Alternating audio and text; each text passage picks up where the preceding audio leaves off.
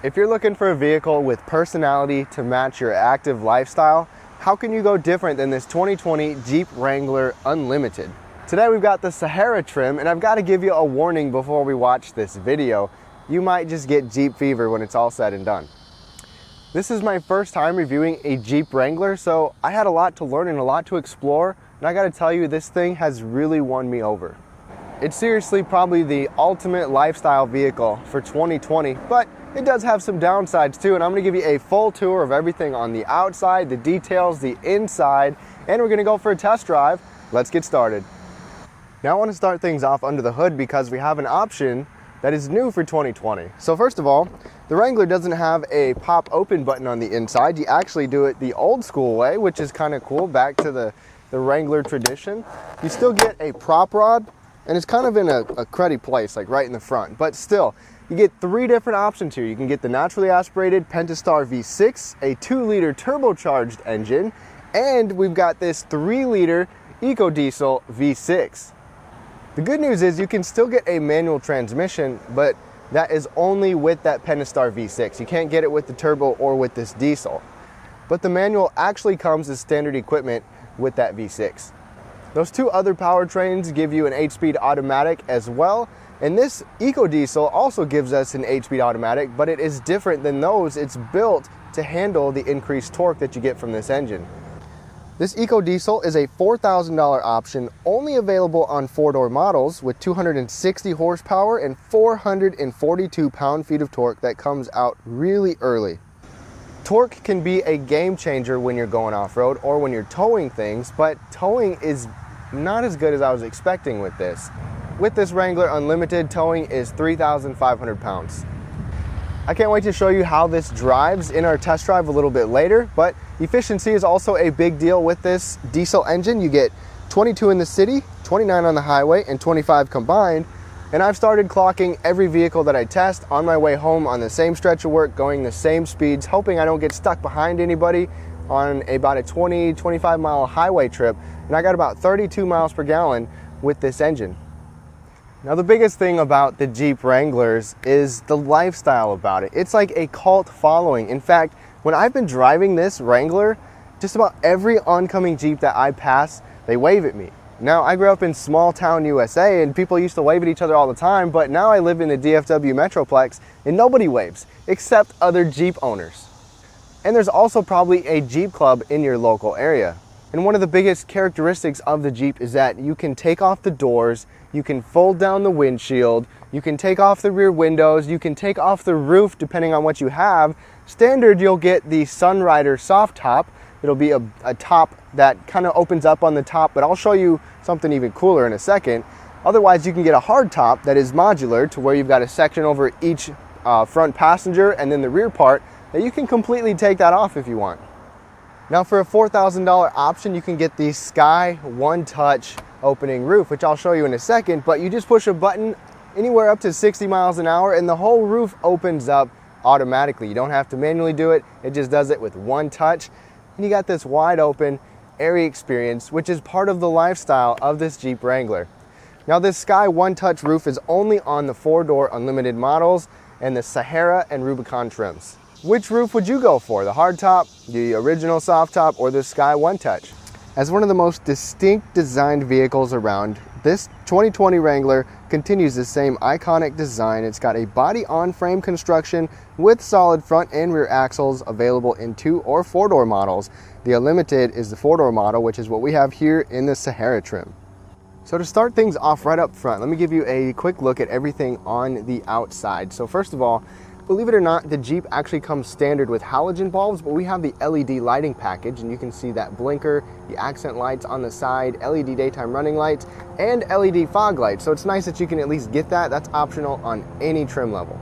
Up on the hood, you can see those. That's actually where you can rest or tie down the windshield. And then, like I showed you just a second ago, you actually have those to open up the hood. And this grille, you've got the same signature 7-slot grille with those little accent pieces inside for our Sahara trim. That'll vary a little bit depending on the trim level. Same with the accents in those headlights. We've got this big, massive front bumper with a couple of tow hooks as well with those fog lights in there. And overall, I like the design of the Jeep. It's paired with this sting gray color, which I think it looks really good on here. I'm a fan of these gray colors. A lot of people maybe like something more vibrant or poppy, but I like these gray colors. You've got these massive fender flares as well that just really complete the look for this Jeep. The Wrangler also has best-in-class approach angle, and the Rubicon gets even better approach angle. And then as we come over to the wheels, we have these 18-inch wheels on our Sahara trim. They come with 255 70 series all-terrain tires, so you've got a good amount of tire on there. Pretty slick looking wheel, kind of plain, but I love that paired with those massive fender flares in the front and the massive flares in the back. And the fenders actually change just a little bit depending on which trim level you get. On the side of the vehicle, you'll see the trail-rated 4x4 badge, Sahara, Jeep, and Wrangler Unlimited with those exposed door hinges. So gotta love the classic nature of the Jeep. You see those running boards on the bottom? Those are with the Sahara trim standard. I honestly wish that they weren't. They just kind of get in the way, but you could always take them off. Of course, you got this iconic boxy design, the exposed hinges in the back. Kind of got this matte gray, like a cheap plastic look on the door handles and the mirrors, but hopefully it doesn't fade over time. Our Wrangler, equipped with the diesel, comes with a heavy-duty Dana 44 front and rear axle, and our rear axle is actually limited slip. Dimensionally, it's 188 inches long for the 4-door model and 166 inches long for the 2-door model. Gives you 10 inches of ground clearance with the Sahara, but even more with the Rubicon, and at the bottom you've got skid plates for your fuel tank, transfer case, and transmission. As you come around to the back, I'll show you the cargo area in just a second. So you've got this LED taillight, which is part of our LED lighting package as well. Got that door handle right there, the EcoDiesel badge. You've got one tow hook down here, a good departure angle, one single exhaust outlet, and you've got this full-size identical spare tire on the back with the flip-up glass. Let's go ahead and check it out. And one neat little detail is that old Jeep, the World War II Jeep on there, so that is pretty cool. So taking a look at the cargo area, of course, you get this spare tire standard, and then you can still use the smart key system on here and lock it with that button. So you've got the swing out gate that swings way out there. We can even go a little bit further out to give you a very easy access to this area, and then the flip up glass. And back here, this will give you 31 cubic feet, which isn't too bad. It's really wide open and very tall considering the size of the vehicle. So you can see I've got a few things back here. This will swallow up a lot of your gear, a lot of stuff. You've got a 12-volt power outlet back here, which is nice. And on the door and on the inside, we've got the trail rail cargo management system. So you can move these around for different tie downs if you want to tie stuff down. This is optional. Same with those couple on the floor. In addition to that, Jeep gives you an underfloor storage area with a little rubber liner in the bottom. And check this out. This is actually where you can put your bolts. The bolts you take out for your door hinges, they're even labeled, the roof and the windshield. So you can put all of that right there, which is fantastic. The only thing I wish is that we had a middle split so you could have some longer skinny items, but it is manual folding. You pull the handles and the headrest will automatically fold, and then you get a definite bump in cargo space. You get about 72 cubic feet of cargo space. It really opens this up. You could possibly camp back here, although it is not quite that long.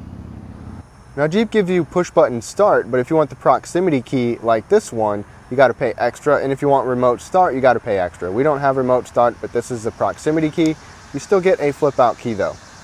But check this out, these doors, so not only do you have the exposed hinges, but these doors are seriously like a vault. So I can't even, I'm just gonna, like, it's spring loaded, I'm just gonna let go.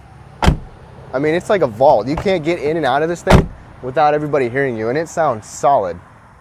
Now when you hop into the front seat of any of these Jeep models, you're gonna get standard cloth seats that are manual adjustable with manual lumbar support. But we have the optional leather seats with the Sahara logo because of our Sahara trim. They still have the same manual controls with manual lumbar support, and they are fairly comfortable. I've enjoyed my time in these seats. You have some stitching on them as well, a little bit of bolstering around the thighs and the torso. Now normally I would harp on a vehicle this expensive not having power adjustable seats, But I really don't care as long as they have manual lumbar support, and that's what we've got. You've got a dial that you can turn for the lumbar support, and it just works just fine. You can still move the seat up and down, and at 5'9", I don't have the roof right here, but when I did have the roof here, I had plenty of space. It does feel a little bit crowded in here though. It's definitely smaller and more compact on the inside than it looks on the outside. To my surprise, none of the Jeeps come standard with heated seats. There's no ventilated seats at all, but if you want heated seats or a heated steering wheel, you have to opt for the cold weather package, which we still don't have at our $56,000 price. The steering wheel is still comfortable to hold on to. It's at a good spot, and it's got a decent amount of range of motion, just enough for me. Now, taking a look at the rest of the interior of this Jeep Wrangler Unlimited, it still has its upright utilitarian design. It is simplistic with some modern amenities, and I love the classic characteristics of it. So we have push button start, foot right there, and there we go. So to give you a quick look, you do have a softer material up here if you like to rest your arm. Kind of a small but soft armrest. I like this big grab handle right there. And then you actually get a cargo net. These doors are removable. This whole surface should be fairly easy to clean as well, but no bottle holder, but there's really not enough space because it is kind of a tight area. To get in, you've got a good grab handle on here and the passenger side. Our window controls are actually in the center console, and they're not one touch up, which is kind of surprising. And the rear windows are not one touch either, which is a little bit surprising. However, the base sport trim, as you can see, we have power locks. The base sport trim gives you roll down manual windows and manual door locks. Like I said, the steering wheel is comfortable to hold on to. You can get it leather wrapped. You've got your controls on the right. And by the way, most companies don't do this. You have your option for regular cruise control here. So you just press that.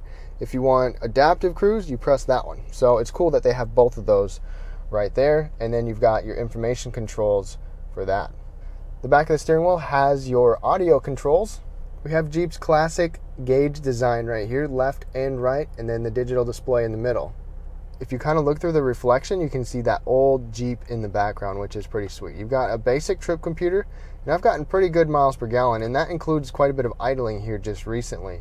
So that is fantastic with this diesel. You can see your audio, you can see a lot of other different information on here. Check out all of the vehicle information that you can see. So it's always nice to have all that on hand, plus off-road controls. So that's pretty sweet when you can see your pitch and your roll when you're going off-road. And just look at this big upright dash. It even has some stitching. Whether or not this is synthetic or not, I don't care, but it looks kind of cool. You've even got this grab handle for your passenger, which is nice and beefy. So if you're going crazy, your passenger's got something to hang on to. Got a little knick-knack storage area right up above. Works good for a couple little things. And then your screen's going to depend on which trim level you get. You'll get 5-inch screen on the base sport model, 7-inch screen otherwise, but we have the optional 8.4-inch screen. Of course, you get Apple CarPlay, Android Auto. We have Sirius XM, HD radio, even 4G LTE Wi-Fi. There's a lot of different apps that you can use on here as well. A lot of different customizable things. There's a lot to explore on here. I'm not going to go into detail on that, but there's no actual physical buttons, which I would like to see in a Jeep, at least not with this screen. You do have all those shortcuts on the bottom. The only physical things you have really are the volume and tuning knobs, which I guess I should have mentioned that, but no actual like audio map shortcuts like that for physical buttons. But small complaint, dual zone climate control. So you and your passenger each get your own temperature controls. Fan speed right here. Auto stop start is right there. I'm surprised they even have that on a diesel, but they do. Parking sonar, your downhill assist right there to keep you at a good speed. And then, like I said, the window controls. You even got your 12-volt power outlet. And then look at the little door here. It gives us an auxiliary port, USB-C and regular USB. A little slot for my phone or for whatever you want. And it's got a little rubber pad there as well. We have an actual part-time four-wheel drive shifter right there. It's kind of cool to see the actual shifter. If you want a full-time four-wheel drive, you can get that optional, but we have this one.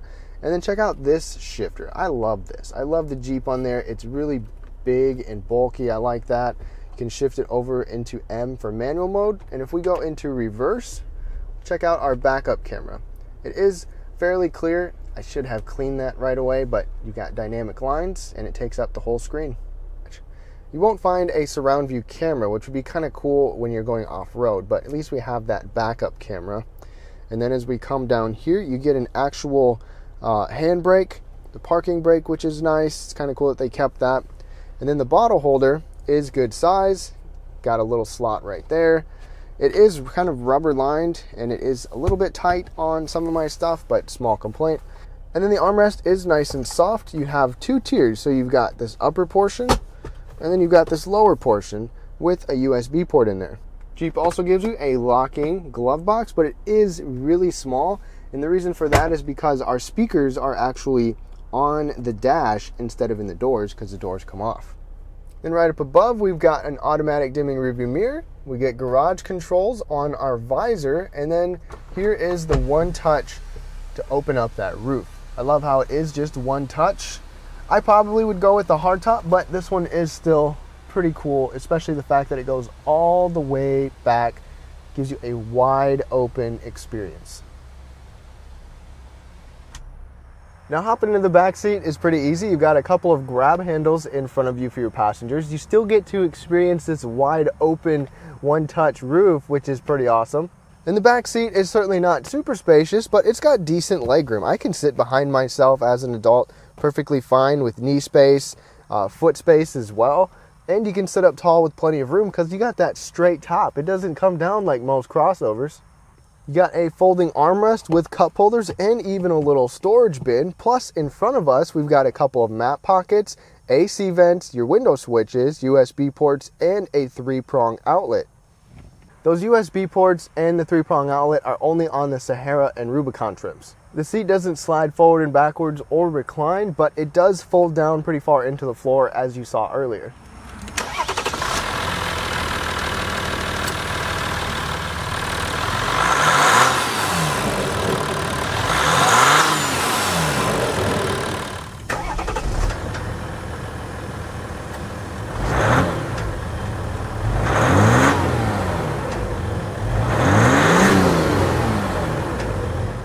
Y'all, we are getting going in this Jeep Wrangler. So first of all, one thing I did not mention was we have the upgraded Alpine audio system right here, which actually sounds really good. It bumps really good in this cabin, especially considering the fact that you don't have speakers in the doors and they're on the dash. So that's pretty awesome. It sounds great in this Jeep. Now in this test drive, I'm just going to kind of give you some quick impressions of what it's like to drive and live with this Jeep Wrangler, and especially how this diesel powertrain operates. Now, I don't have any off-roading with this Jeep. If I get the Rubicon, then hopefully I can go ahead and take it out, but I did not get to take this one out. Now, the Power Wagon has the Ram Power Wagon has the locking front axle, the disconnecting sway bar, and I do have a somewhat mild off-roading with that if you want to check that out. But as we get started,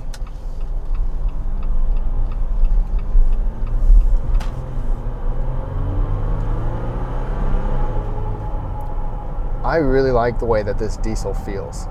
It has that nice diesel-y sound to it. And it's been really responsive with this transmission. I really don't have any complaints about how this diesel has paired with this transmission. So I'm really glad that Jeep also did not go with a smaller diesel, and they actually went with this larger diesel. Well, it's not a big diesel, not like a heavy-duty diesel, but the amount of torque that you get in here is just fantastic. I mean, it is so responsive too. Just a subtle delay to get going, and then it is just nice and responsive. And driving the Jeep gives you a really nice, upright, utilitarian style of driving. It's just fantastic. And you still have good visibility even though you have this small window here, but I like it. I love this upright style. I like this steering wheel and the dash. It just, first impressions of driving the Jeep, first time driving this Wrangler JL is very enjoyable. Now the handling on the Jeep is one of its weaknesses. It's certainly not great. It's not bad either, but for a vehicle as capable as it is, I think it's pretty good. Another Jeep truck. most of you aren't going to care too much about it. It gives you a good enough, connected enough type of feel. The weight of the steering is kind of medium, but it's just kind of sloppy. That's probably my only complaint, is that it's a little sloppier than I was maybe expecting. And as some of you may be able to hear right now, of course you're going to get some noise in here, especially since we don't really even have a real roof up above. But by the way, you have to wave at everybody else that has a Jeep. That's just the way it goes when you own a Jeep. You just got to wave at them. They wave back at you, they'll wave at you first. But I'm going to go ahead and get on it here again. Take a couple of corners, kind of do my normal route that I do with all different vehicles. But pedal down.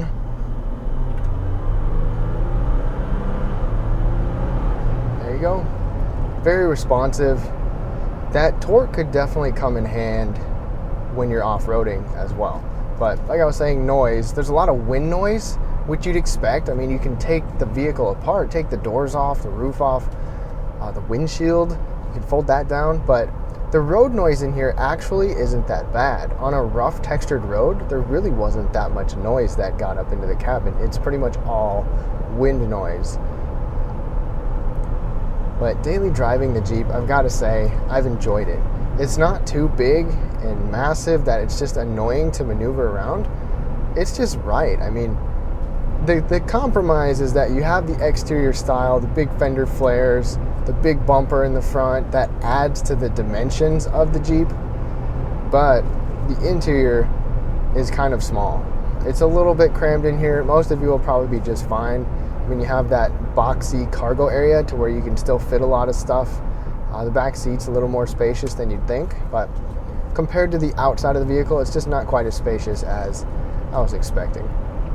But one other thing is that this is my usual stretch for driver assist features. We do have the optional adaptive cruise control system, which has worked really well, like I showed you on the steering wheel. We do not get a lane keeping system though, so a little bit surprising. Not really something anybody's probably going to look for in a Jeep, but just letting you know. Now, ride comfort is really good on the Jeep, considering it's got solid axles, I should say. It's actually more compliant than I was expecting. I've heard bad things about on-road manners of Jeeps, but I've been pleasantly surprised. I don't think it's as soft and comfortable, I guess you could say, as a 4Runner, but considering it's off-road capable, you've got solid axles, it's been better than expected. One thing about the Jeep is when you're braking, the brakes are a little bit soft and a little bit spongy. I'm going to actually go ahead and open up this one-touch roof, give you that open air experience. It's really wide open, and especially if you take these doors off or if you fold that windshield down, dang, you've got a lot of openness. But go ahead and check that out all the way back. That is just awesome. Now I'm on my usual rougher textured road, and it probably hasn't really changed the way that everything sounds for y'all. Vibration in here is to a minimum. I have driven this on some gravel, and I've got to say, that's where it feels at home. It just soaks things up really well. It just smoothly rides over the top of some bumpy surfaces. With that being said, I have noticed a squeak in here. There's a squeak coming from the back, and I don't know if it's one of the windows that you can take off or what, but I can't figure it out. But that's just something you might have to live with a vehicle that can basically come apart. But the thing about driving the Jeep is the lifestyle. I mean, the capability is one thing, but the lifestyle is the other thing. I live in the DFW area. I see a ton of people with Jeeps that look like they have probably never taken the thing off-road ever. But it's a lifestyle. You drive around without the roof, take the doors off, you go to the beach. You know, you just enjoy yourself and have fun with the lifestyle of the Wrangler. But let's go ahead and wrap things up. Now, as we wrap things up on this 2020 Jeep Wrangler Unlimited Sahara trim, I've got to tell you, I like a lot about it. But when you price it out and when you get all the things that you want, it gets very expensive. If you want to keep it pretty simplistic and minimalistic, you can do that on the sport trim. But if you want something with more of the creature comforts and some options, it gets really expensive. Like this one is priced at $56,000, almost $57,000 MSRP, and it doesn't even have all the available options, and it's not even the top Rubicon trim. But with that being said, you can spec them out pretty much however you want. You can still get a manual transmission, a naturally aspirated V6. You can take the doors off, the roof off, all of that good stuff, and live the lifestyle that you get with the Jeep life. It truly is something that you have to spend time with and live with in order to appreciate. But thank y'all so much for watching. Is this still the ultimate lifestyle vehicle of 2020?